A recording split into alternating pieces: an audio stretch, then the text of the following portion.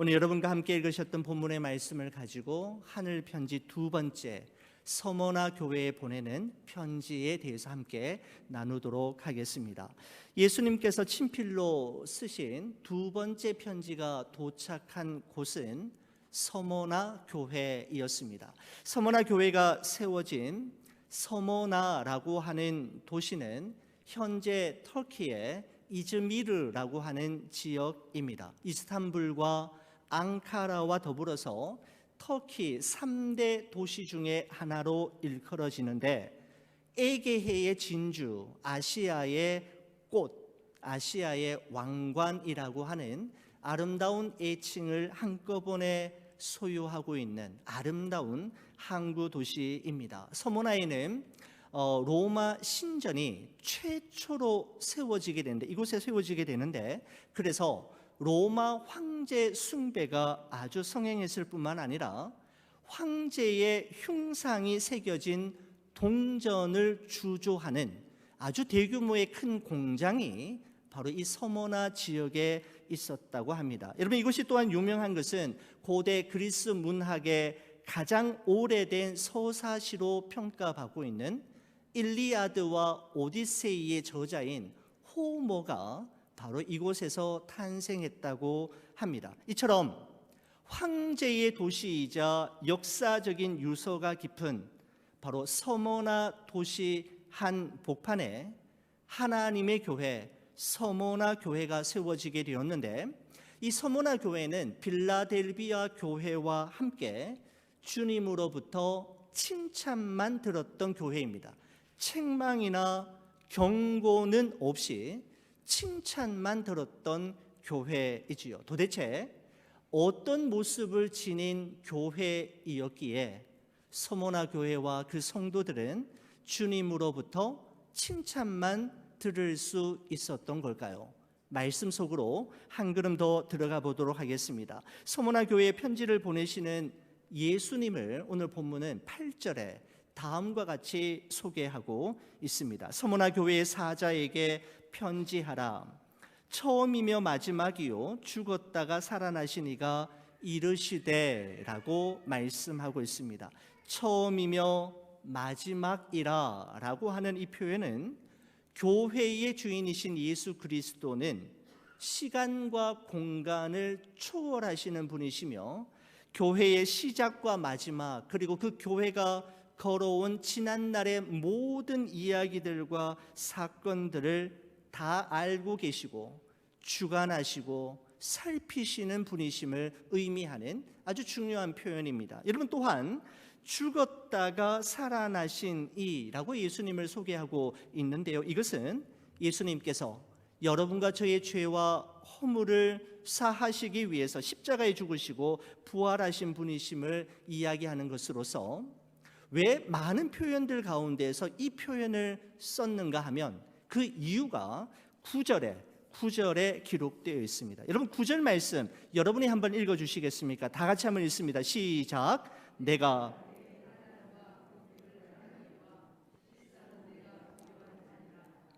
자칭 유대인이라 하는 자들의 비방도 알거니와 실상은 유대인이 아니요 사탄의 회당이라. 아멘.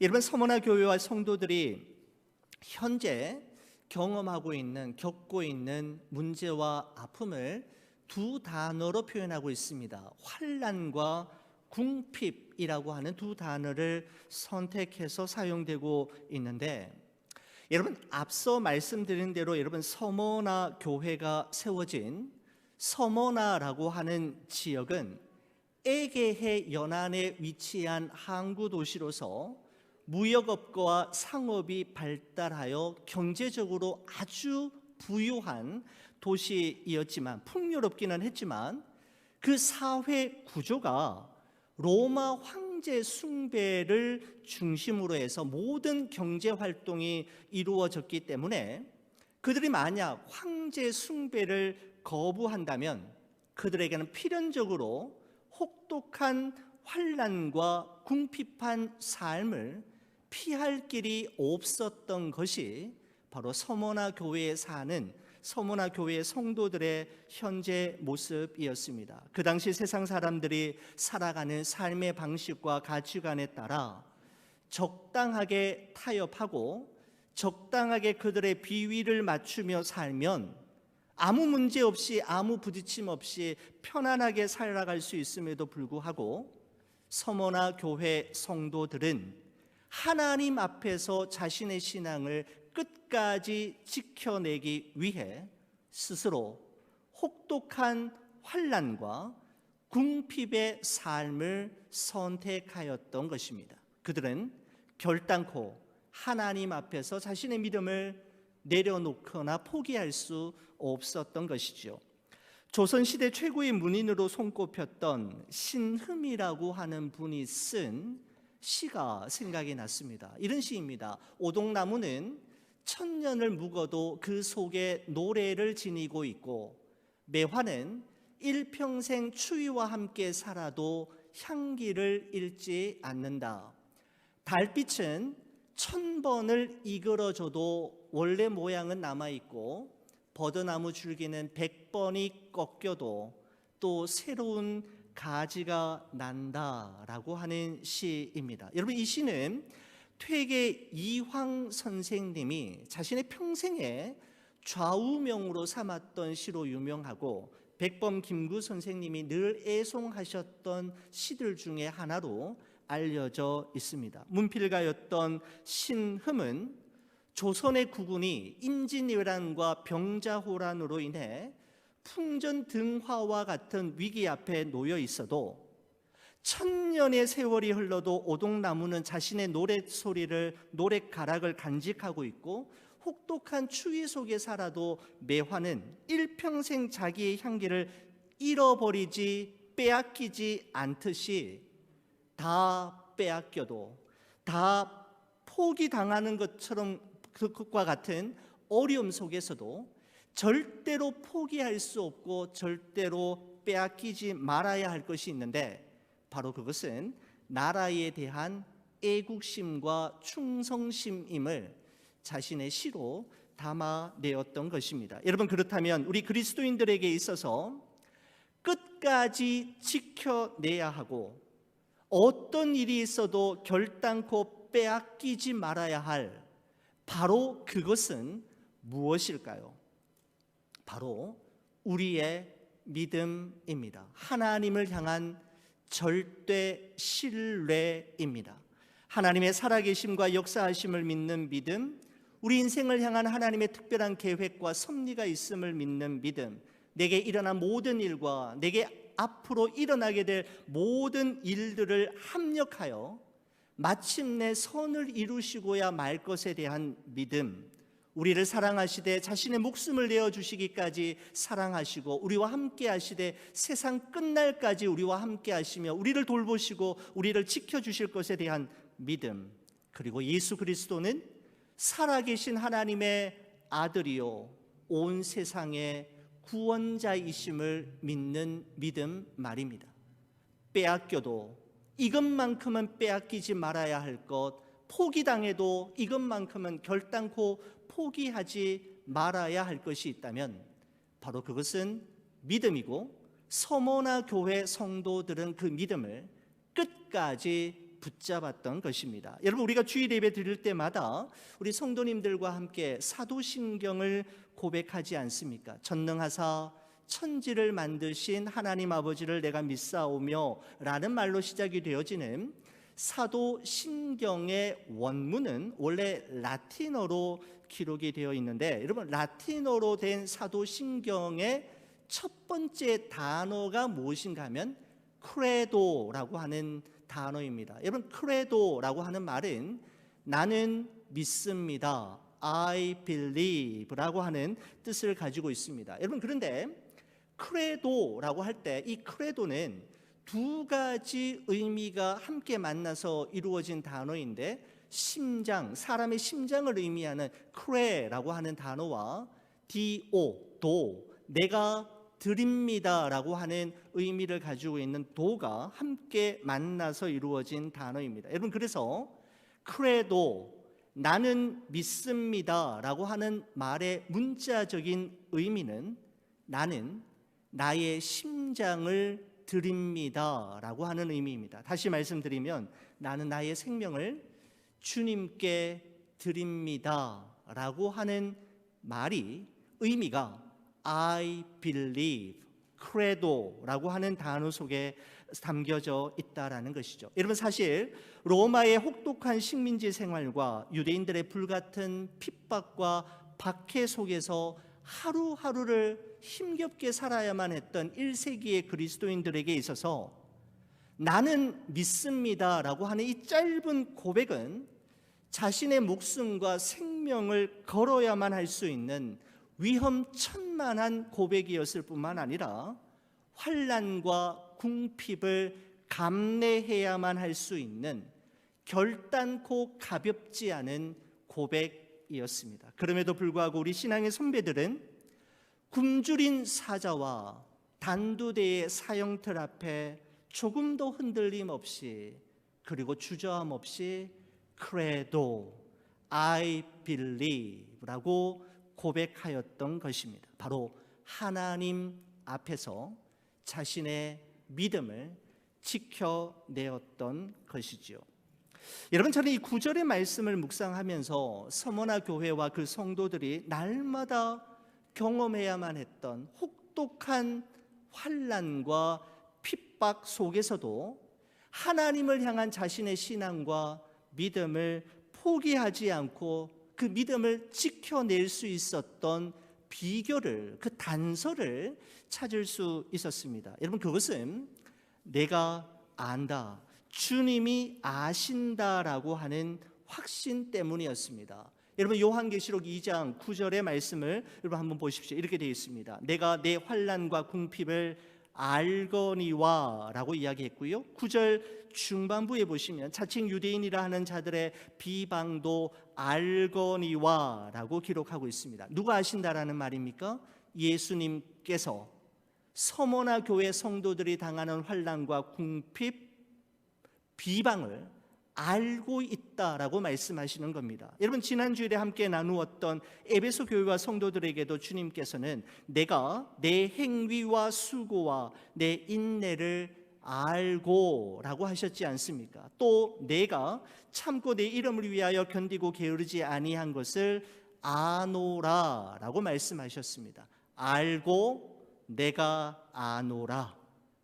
여러분, 다음 주일에 살펴보게 될 버가모 교회와 성도들에게도 주님께서는 내가 어디에 사는지를 내가 아노라 라고 말씀하시고요, 두아디라 교회와 성도들에게도 예수님께서는 내가 내 사업과 사랑과 믿음과 섬김과 인내를 아노니 라고 말씀하고 있습니다. 서머나 교회 성도들 뿐만 아니라 소아시아에 속한 7교회 성도들이 핍박과 환난, 불같은 시험과 연단 속에서도 그들이 자신의 믿음을 끝까지 놓치지 않고 붙잡을 수 있었던 것은, 포기하지 않을 수 있었던 것은 주님이 아신다라고 하는 흔들리지 않는 믿음의 확신이 있었기 때문입니다. 여러분, 엄마가 아기를 임신하면 엄마는 그 아기가 태어나기도 전에 그 아기에게 필요한 것이 무엇인지를 이미 다 알고 미리 다 준비하지 않습니까?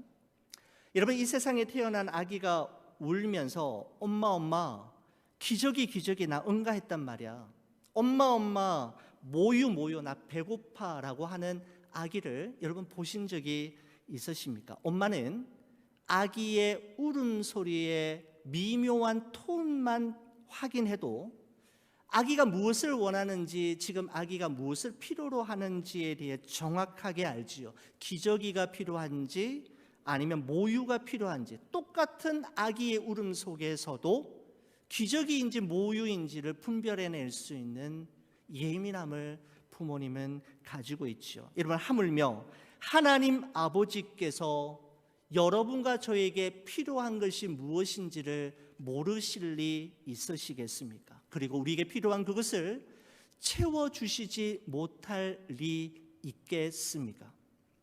이사야 49장 15절 16절의 말씀에 보시면 이렇게 기록합니다. 여인이 어찌 그 젖 먹는 자식을 잊겠으며 자기 태에서 난 아들을 긍휼히 여기지 않겠느냐. 그들은 혹시 잊을지라도 나는 너를 잊지 아니할 것이요 내가 너를 내 손바닥에 새겼고 내 성벽이 너의 성벽이 항상 내 앞에 있나니라고 말씀하고 있습니다.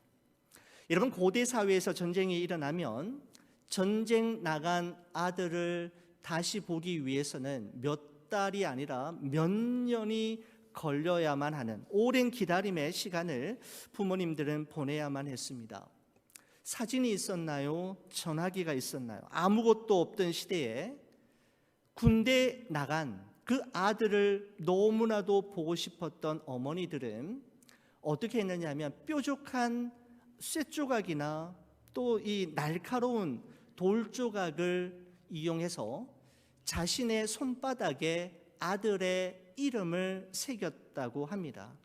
그리고 자식이 보고 싶을 때마다 손바닥에 새겨진 그 자신의 이름을 보고 그 이름을 읊조리며 그리움을 달랬다고 하죠. 바로 자녀를 향한 어머니의 절절한 심정 아니겠습니까? 여러분, 이런 모성애를 품은 엄마가 어떻게 자신의 몸으로 낳은 자식을 잊을 수 있으며 긍휼히 여기지 않을 수 있겠습니까? 여러분, 이처럼 절대로 일어날 수 없는 그런 일이 혹 일어날 수밖에 없는 절체절명의 상황이 우리에게 생긴다 할지라도 하나님만큼은 결단코 우리를 잊지 않으시고 포기하지 않으시고 책임져 주시고 돌보아 주시겠다라고 약속하고 있는 것입니다. 여러분, 다윗은 시편 139편 1절에서 4절에 이런 고백을 우리에게 남기고 있습니다. 저는 이 고백을 너무너무 사랑하고 좋아하는데 여러분과 같이 한번 읽었으면 좋겠습니다. 같이 한번 읽어보겠습니다. 여호와여, 주께서 나를 살펴보셨으므로 나를 아시나이다. 주께서 내가 앉고 일어섬을 아시고 멀리서도 나의 생각을 밝히 아시오며 나의 모든 길과 내가 눕는 것을 살펴보셨으므로 나의 모든 행위를 익히 아시오니 여호와여, 내 혀의 말을 알지 못하시는 것이 하나도 없으시니이다. 아멘. 그렇습니다. 참 평안과 기쁨은 문제가 사라지고 사건이 해결되어질 때만 누릴 수 있는 것이 아니라 내 삶의 현장에 여전히 문제가 존재하고 있고 그 사건은 해결의 기미가 보이지 않는다 할지라도 하나님이 나를 아신다. 하나님께서 나의 모든 형편과 처지를 알고 계시며 나의 기도를 듣고 계신다라는 사실을 믿는 믿음이 있을 때 우리는 그때 평안과 자유함을 누릴 수가 있게 되는 것이죠. 여러분, 이처럼 혹독한 환난과 궁핍함을 경험하면서도 주님께서 아신다면 그 주님께서 서머나 교회를 그냥 버려둘 리 없다라는 확신을 가지고 자신의 믿음을 끝까지 지켜낸 그 서머나 교회 성도들에게 예수님께서는 권고와 약속의 말씀을 하십니다. 10절 말씀입니다. 너는 장차 받을 고난을 두려워하지 말라. 볼지어다 마귀가 장차 너희 가운데에서 몇 사람을 옥에 던져 시험을 받게 하리니 너희가 10일 동안 환난을 받으리라. 내가 죽도록 충성하라. 그리하면 내가 생명의 관을 내게 주리라 라고 말씀하셨습니다. 현재의 환난과 궁핍을 넘어 또 다른 고난이 엄습함에 대해서 두려워하거나 염려하지 말고 오히려 죽도록 충성하라 라고 예수님은 말씀하셨습니다. 여러분, 그러면서 그들이 경험하게 될 앞으로의 그 고난과 그 아픔의 기간을 이야기하고 있습니다. 그렇죠? 너희가 10일 동안 환난을 받으리라 라고 말씀하고 있습니다. 여러분, 여기서 말씀하고 있는 10일 동안은 문자 그대로 10일, 열흘 동안을 말하는 것이 아니라 피할 수 없는 시간, 반드시 통과해야만 하는 기간을 의미합니다. 또한 이 10일 동안이 의미하는 것은 정말 견디기 힘들고 정말 괴로운 고난의 시간이지만 그 고난의 시간은 결단코 영원하지 않으며 반드시 지나갈 것이며 끝이 올 것이라는 것이죠. 10일 동안이라고 말씀하고 있습니다. 바로 눈부시게 찬란한 제11일째의 아침을 목도하게 되는 날이 있을 것임을 말씀하고 있는 것이죠.